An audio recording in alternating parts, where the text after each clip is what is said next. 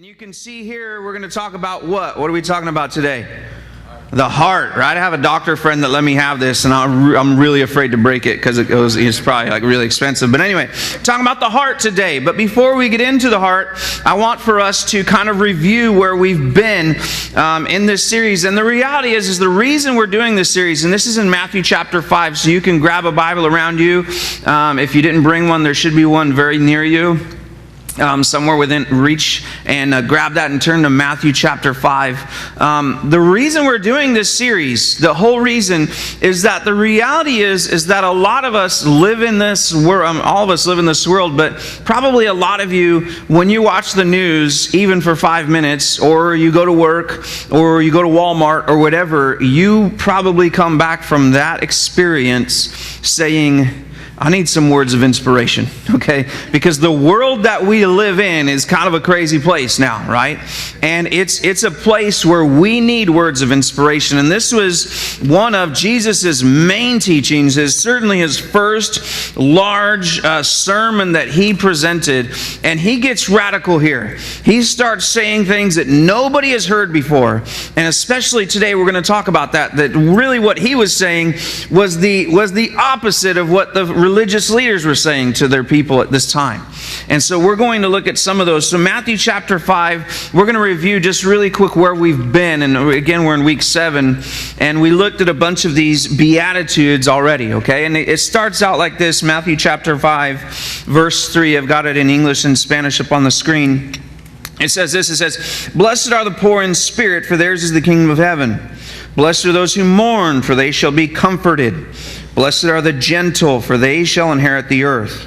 Blessed are those who hunger and thirst for righteousness, for they shall be satisfied. And blessed are the merciful, for they shall receive mercy." So far, we've looked at all of those Beatitudes, and they really have an A part and a B part. And we looked at the poor in spirit. What is a poor in spirit? That is someone who's spiritually bankrupt, who says that I realize my sin and I can't do anything about it on my own. You realize your need for a Savior. That's what poor in spirit is. The next one is those who mourn, right? We talked about not mourning over the death of someone, but mourning over that sin problem, and that mourning turning into repentance, saying, I've got this sin problem and it's killing me and I need to do something about it, so I'm going to turn away from that, repent of that sin, and start living for Christ. That's what that mourning is. Then we talked about gentle, okay? Blessed are the gentle. We talked about that word meek, right? Which is power under control.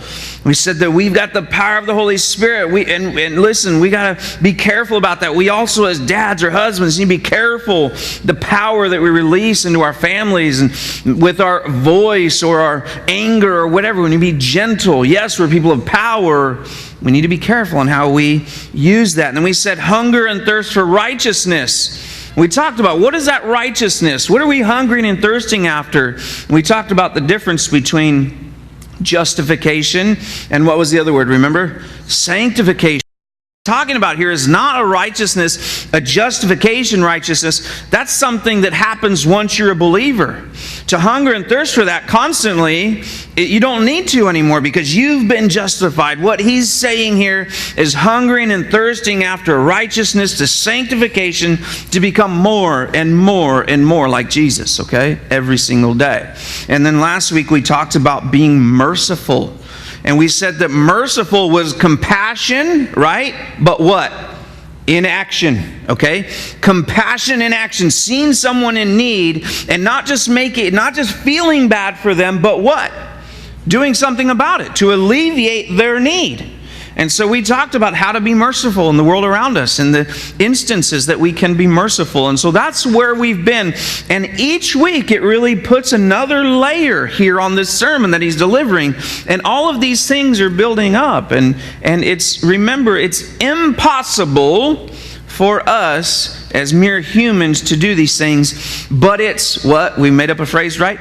Him possible. It's only through Him that these things are possible, okay? And so we're going to continue right along. We're going to pick up right where we left off last week and look at verse 8. The next beatitude, which says, "Blessed are the," say it with me, "pure in heart, for they shall see God. And every week we do this. We say there is the A part of the verse and the B part. This week the A part is what? Pure in heart. Okay? So those that are pure in heart are promised, or the effect of, or the answer to that is that they see God. That's the B part. So A part and B part. And what we're going to do, just like we've done every day in this series, we're going to look at the A and the B. Really simple. And so I want for us to look at this idea of purity, okay? And just answer me really quick. We've done this every week. Tell me, what is purity? If you were to describe pure or purity, what would you say? How would you describe purity? Christ-like. Christ-like. Okay, what? Clean. What else? Man. No sin. No sin. What else? Without evil. Without evil. Humble. Sanctified. Not contaminated. Ready. Okay, these are all good, okay? But you're all wrong. No, I'm kidding. No, that's good. Those are some good answers, okay? But we're going to come together with an answer. We're going to look at what the Greek was, all that stuff, and some of you are going to be bored out of your mind, but that's okay. We're going to look at what purity means. And I want to use maybe Ray, come here, man. I'm going to use you as my partner up here. You're going to help me, okay? I need to put my heart back up on a stand, right? I don't want a broken heart, right? We're going to talk about that later. But anyway, let me put my heart back up on my stand. I've got a water bottle here. I got a couple water bottles, okay? This is Great Value Purified Drinking Water. How many of you drink this water? It's the Walmart brand. Yeah, right? So here you go. That is purified water. Okay, that's what it says. But on the ingredients, what I want you to do is look on the ingredients and tell me, it says, what does it say in the ingredients? Purified water. Okay, purified water. So do you guys know the technical term for water? H2O. Okay, so what else is there in that purified? So this is supposedly pure, right? Water. What else is in there? Calcium chloride. Anyone a chemist? Do you know how that goes? Huh? CaCl? Nice. So we've got H2O plus CaCl, and then there's a little 2. And then what else is there? Sodium bicarbonate. Sodium bicarbonate. Is anyone else who's a chemist? You don't? Okay, so that's basically salt. Okay, so we've got NaHCO3. Okay, so in this purified water, which all of us drink, right? I mean, most of you drink bottled water or whatever. Would you be afraid to drink that bottle of water? It has chemicals in it. It has chemicals in it, but are you afraid to drink it? I mean, it's just water. It's just water, right? Filtered. Why don't you take a drink if you trust it? Take a drink of that water. I'm not going to have you take a drink of this water because this water is from the Colorado River. Okay? So this water has what in it? Gunk. Some grass and dirt and fish poo and kid poo and things like that. So anyway, so here, seriously, are you willing to take a drink of regular purified bottled water? Yes. Okay, go ahead and take a drink. That didn't do anything weird to it. That's, it's just bottled water. Okay, all of us drink bottled water, and they call it purified. But the reality is this word pure, okay, means unmixed. This is what the word pure means, unmixed. Okay, so is this water unmixed? No, it's not pure. Okay? Because if it was pure, it would just be what? H2O. But they've added these things, and it says there, with minerals enhanced for flavor. Okay? So they add some basically salt to it to make it taste good, which is fine. But is this pure? Is it mixed or is it unmixed? It's mixed. So this is actually not pure water. So, but you can drink it, right? I mean, you took a drink, right? So here's my question. If that's mixed water, it's not pure and it's okay to drink. What about this one? Are you going to drink that one? Heck no. Okay. Why not? Because it's unpure. Okay, it's unpure, but so is your other one, right? Right. So I've got these things here. So what if I did this, okay? And we're going to talk about this. There's a big old fly. Open that up for me. I'm just going to get a little drop, okay? I'm just going to take a drop of the Colorado River water, just one drop. Okay? And I'm just going to put one tiny drop, and you watch, make sure I only do one. That's just Colorado River water, okay? Shake it up, do whatever you got to do. Are you going to drink that water now? How many of you would drink it? No problem. Okay, Mars, a couple rednecks back there. Okay, yeah, okay. How many of you are like, I'm not taking a chance? How many of you are like, I'm not taking a chance? You got sick, okay? So there's all kinds of things in the river, right, that can make you sick. So the question is, Ray, are you willing to drink that? No. No. Why not? Because of the Colorado River, it's like... The water's gross, right? I mean, there's fish, poo, there's all kinds of stuff in the river, and you can see it here. Okay, so Ray's not able to drink it, which I don't blame him. I mean, I go to the river a lot. Mars drinks it. He just cups it up when we're fishing. It's kind of gross. But I did some math. I did some research this week, and I learned, okay, these bottles, tell me how many fluid ounces are in a bottle there. Do you guys know? 16.9. Normal water bottle is 16.9. We're going to call that 17, okay, just for math purposes. It's very close. 17 ounces. Now, I also learned this, that one drop, okay, one drop of water, okay, just like this, just one drop of water. Guess how many of those? Guess how many one drop equals 0.0017 fluid ounces. Okay? So if any of you are mathematicians and you do the math, you understand that there are how many drops of water in a water bottle? 10,000, Emmy. Good job, mathematician. 10,000 drops of water. So if you want to do this 10,000 times, okay, one. Do that 10,000 times and you'll get a bottle of water. Okay? It's pretty simple math. Now this bottle of water is not purified water now anymore, right? It's now also what? Colorado River water. So let's just say, if percentage-wise, because if we move this over in a percentage, we've got 0.17 now percent Colorado River water. Let's just say, for instance, that it's 99.9% H2O and 0.01% Colorado River. Okay? Is it pure? No. No, it's not, right? But let me do this. Open up that for me. I've got, this is not poison, okay? But we're going to act like it is, okay? And let's just say this is poison, and I'm not going to freak you out or anything. I'm going to just put one drop in, okay? One drop of poison.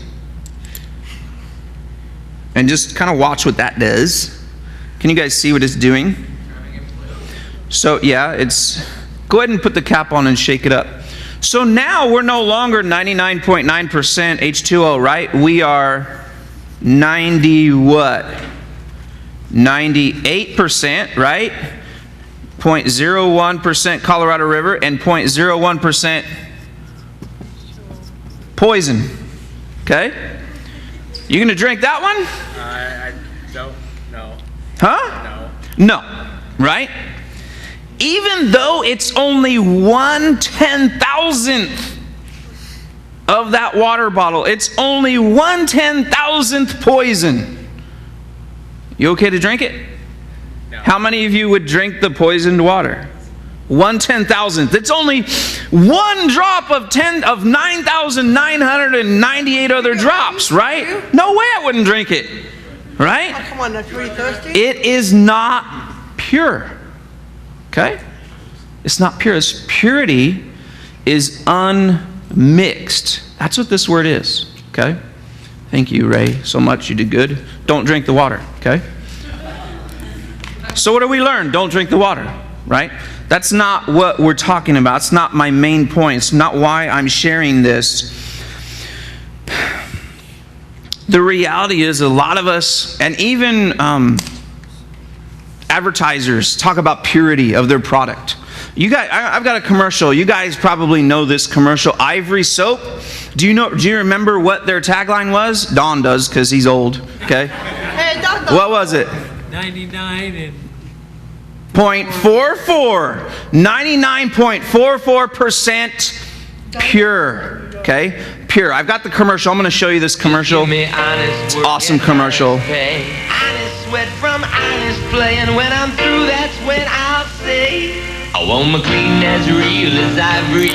It's gotta be 99.44. I want my clean as real as ivory.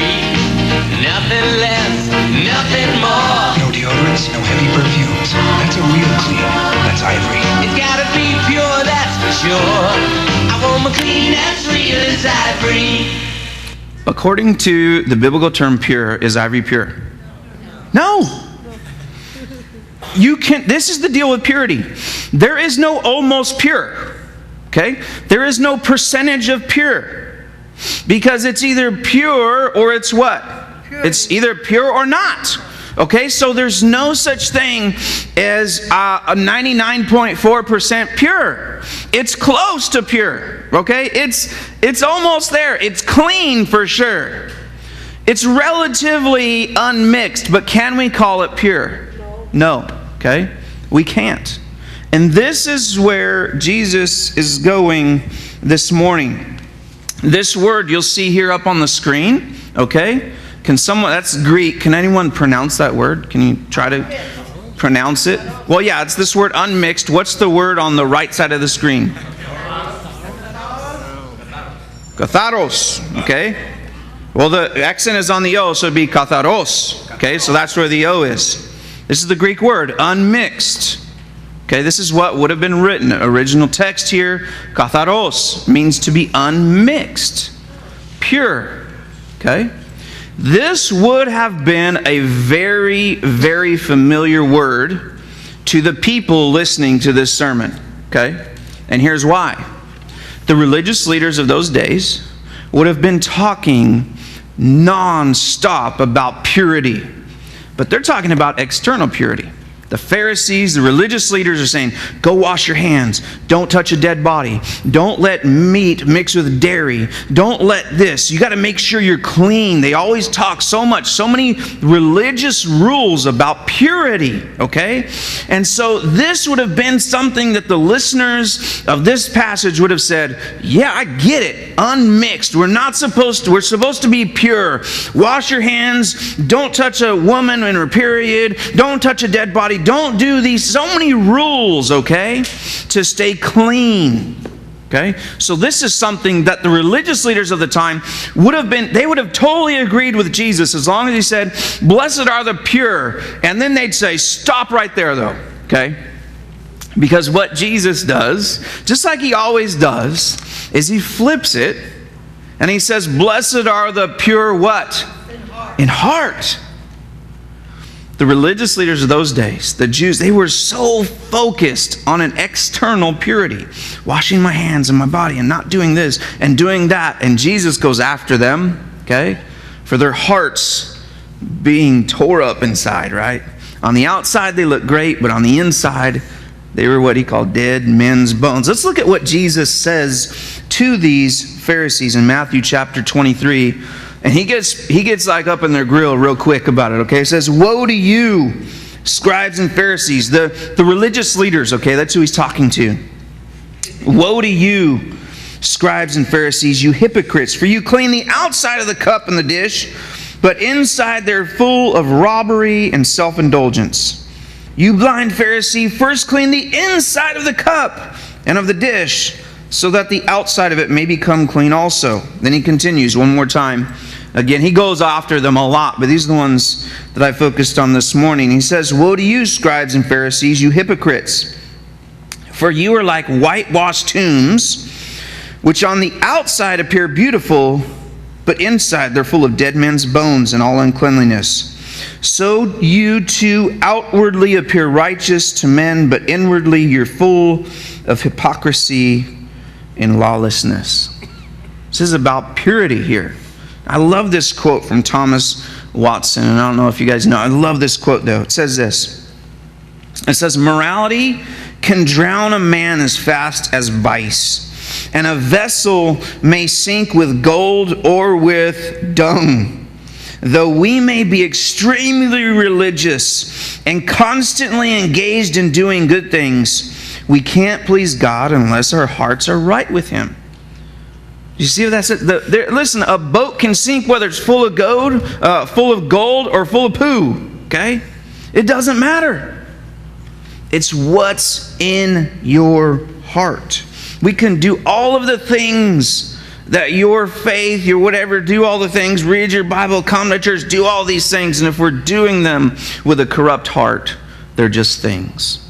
Okay? He's after our heart. So we looked at purity. Hopefully we all understand.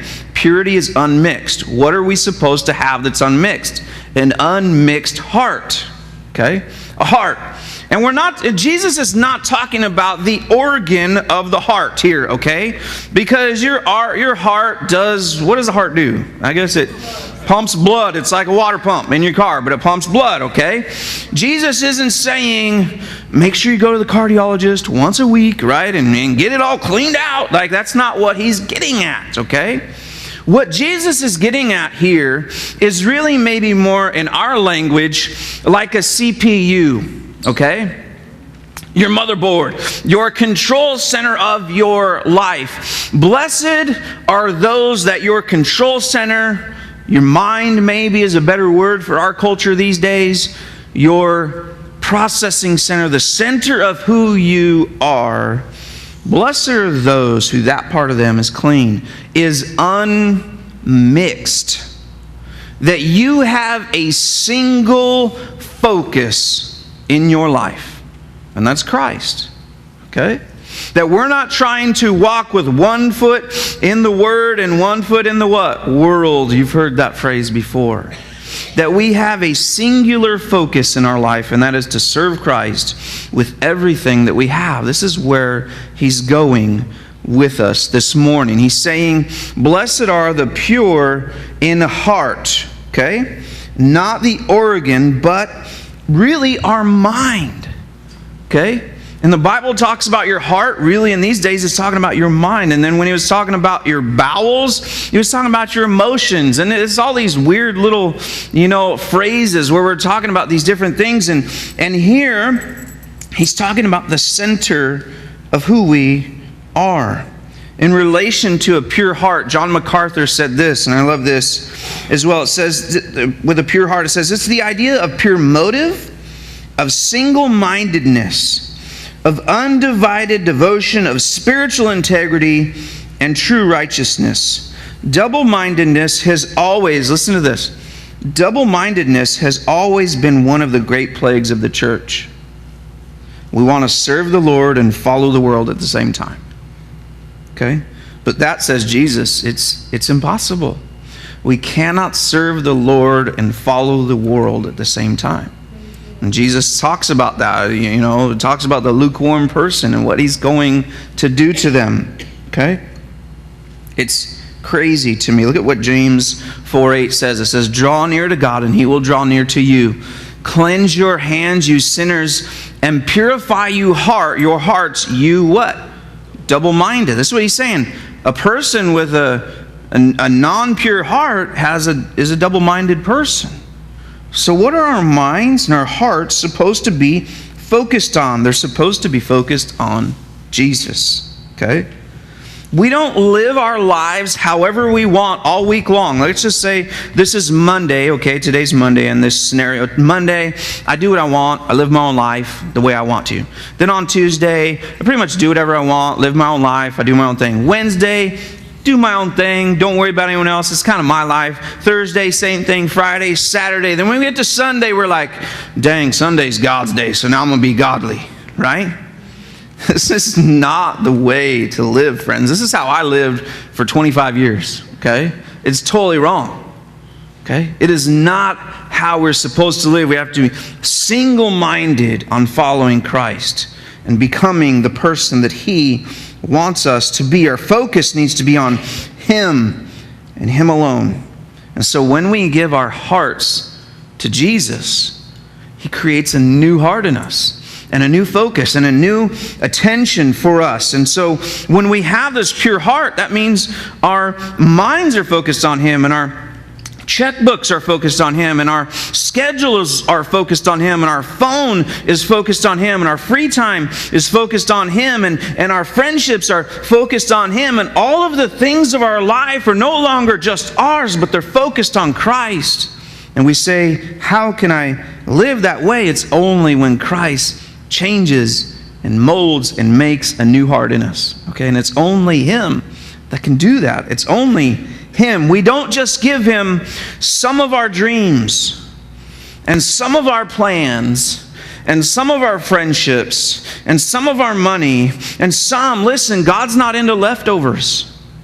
He wants all of us, all of our direction, all of our attention, all of our focus. And when we have a single-minded focus on Christ, we will what? What is the promise? We'll see God. That's what He's saying here. That we will see God. Now, some of you are like, oh, how can you see God? The Bible says you're not allowed, because if so, you'll what? You'll die. So how do we deal with that? Let's look at this idea of Let's look at this idea of seeing God and not dying, okay? How do we see God and not die? How is it even possible? Exodus 33:20 says, you cannot see my face, for no man can see me and live, okay? God is talking to Moses, and He says, turn your back, and I'm going to look around, and you can see my back, but you can't see my face, or else you will burn, baby, burn, okay? You can't. And Jesus here is saying we can see God. So how do we deal with this supposed conflict, okay? Let's look at what this word, and I know this is another Greek word, but I want you to look at this word really quick, okay? So someone, can you tell me what that word would sound like phonetically? It's on the right side. Yeah, you're close. That's good. Orajo. Orajo. Orajo. Right? No, I guess it would be, orajo. That's what it would be. Orajo, because that's where the accent is. Like, I don't know Greek. I'm just looking this stuff up on these websites, right? So I'm hoping they're right. I'm hoping and praying they're right. Orajo. This is to me that sounds Spanish. I don't know. I asked Pastor Manuel the other day. I go, hey, what is orajo in Spanish? It sounds good. And he goes, there's no such word. I'm like, So I'm like, I thought it was going to be a great Spanish illustration, but it wasn't. So it's Greek. The first definition from Thayer says what? To see with your eyes. The second is what? To see with what? What are they talking about there? So like to understand, right? So when I say, do you see what I'm talking about? You guys say, yeah. Do you actually see what I'm talking about? No, you understand, right? We use this kind of language all the time. We use this idea of seeing and understanding all the time. If I say, Tati, where do you see yourself in 5 years? She's not like, ooh, I'm going to see the future, right? Like I'm going to look down eternity. Like she goes, in her mind, she goes, I'm trying to figure it out. It's a mental thing, so we can see with our mind. How many of you saw the movie Avatar? Raise your hand. Nobody. Okay. So I got this clip in Avatar. This is a great clip. It's where they see when the boyfriend and girlfriend come together and they're like, I see you. Remember that? Here it is. Let's see if it plays. If you don't know it, it's kind of a cool clip. I see you. He's dying, by the way. I mean, he's dead pretty much. I see you. Oh, I see you, right? And what did they mean by that? Like, I don't just see you, but like I see inside your, I get you. We're there. Like, I understand you, right? So next time, guys, you want to get your woman like, romanticized up, you're like, girl, I see you, right? She'll be like, oh, let's go, right? Mars, newlyweds, just tell her, Jen, I see you, right? But did he mean like, I see you? No, he meant like, look, we're connected, I get you, I understand you, we're there, we're together. So this idea of seeing God is not necessarily that you actually see Him, but that you get to know Him in relationship. that as your focus is on Christ, because remember, our hearts are pure, which means we have a single-minded focus, attention on Christ. When we live our lives with a single-minded focus, attention on Christ, you're going to see God around you. When you go to Walmart, you're not just getting groceries and eye cream and motor oil. I mean, I love Walmart. You can get motor oil and fruit berries on the same trip. You can you're not just going to Walmart to get groceries. You can actually see God at Walmart, okay? Which is kind of a trip. And only the people that are looking for God are going to see God at Walmart. Right? Because when you go, especially on the weekend, you're going to see 5 people you know, right? You're going to high five 3 new people that you've never met. You're certainly going to see someone that needs some mercy, right, that we talked about last week. Like the car door is going to bang against your car, and you're going to have to forgive them unconditionally, like we talked about last week, and you just want to choke them out, right? So you're going to have an opportunity for mercy. You may hear a conversation that reminds you to call your mama. Right? You may have an opportunity to come alongside someone and encourage them. I mean, all kinds of stuff. God can work at Walmart, okay? But and He's working whether you're looking for it or not. The pure in heart that have a singular focus on Christ are going to see God working at Walmart. Okay? They're going to see Him working in the neighborhood. They're going to see Him working in your life. And so this is what Jesus is getting at. He's not saying you're physically going to see Him. If you see God and you're alive, you're no longer alive because you're going to die. He's saying you're going to see God working around you, but only those who are looking will see God. And only those who have a singular focus on Christ. Not the person, okay? You can't live your life Monday, Tuesday, Wednesday, Thursday, Friday, Saturday for yourself and give God your Sunday, your leftovers, and expect to see God. It's not going to happen. So my diagnostic question for you is this, okay? Man, I skipped a lot of stuff, okay? Because we're already getting late. The diagnostic question is, do you see God moving and working in your life or around you? I mean, that's the question that we need to see. Do you see God working around you? Do you see God moving around you? If you do, great. That's awesome. Keep it up. If you don't, then what you need to ask yourself is, why not? Where is my focus? Am I giving God my leftovers? Am I just doing my life my own way, my own plan? And then there's a lot of other questions that come with that, right? Like, well, how long are you going to do your life your own way, on your own plan? What makes you think your plan is better than God's plan? How long do you decide to spur God's plan for you? Do you know what I mean? You guys are all smart.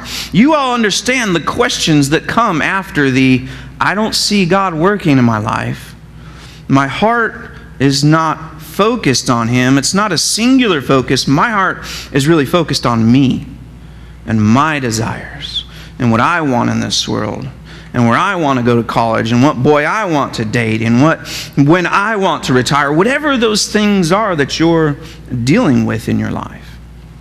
When we have a singular focus on Christ, single-minded pursuit of God and His things and for us, we're going to see God working around us. And you're going to see the things that are coming at you way faster.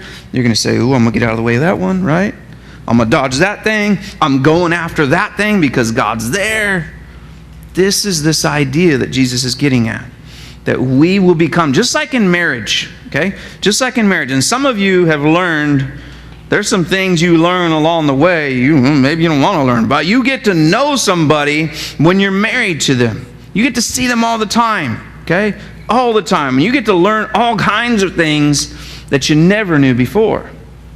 This is kind of that idea that the longer we walk with Christ, the more single-minded devotion we have to Christ, the more we're going to get to know Him. The more we're going to see God working around us. And then more opportunities for us to serve Him and follow Him and be guided by Him. This is that idea that Jesus is getting at here, okay? And so we're going to just close with this. And Worship team, you guys can come forward. I want to close with this quote because I think it's an awesome quote, and I've already gone long. I hope you enjoy the pillows for your booties, right? Yeah. So I was told that now that we have these, I can preach for 20 more minutes. So I'm going to probably go a little bit. No, I'm kidding. I'm going to close with this quote. It's by this guy named Charles Simeon. Okay? And it's some old language. I'm not going to lie to you. This is kind of old, these, thous kind of thing. But this is a great quote about us seeing God. And it says this. It says, "We must affirm on the authority of God himself that the pure in heart shall see God." Okay? "They shall see him in his ordinances, whilst others are altogether unconscious of his presence. They shall see him in their secret chamber, where he will draw nigh unto them and say, Here I am. They shall see him in all the works of creation, and all the dispensations of his providence. They shall see him in every comfort and in every cross. His wisdom, his goodness, his love, his mercy, his faithfulness are ever before their eyes. They have such views of him and his perfections as words cannot describe, and such fellowship with him as a carnal man has no idea of. The impure may mourn and even howl upon their beds, but the pure, like Moses of old, have near access to God. And they see him who is invisible, and by this sight are strengthened and supported and comforted and sanctified." This is my prayer for us as a congregation. And Raul, you can come up too. This is my prayer for us as a congregation, that we would be strengthened and supported and comforted and sanctified by God as we pursue him with a singular focus. Singular focus on him. He's going to rock our worlds, guys. And that's my prayer for myself and for you as we follow him.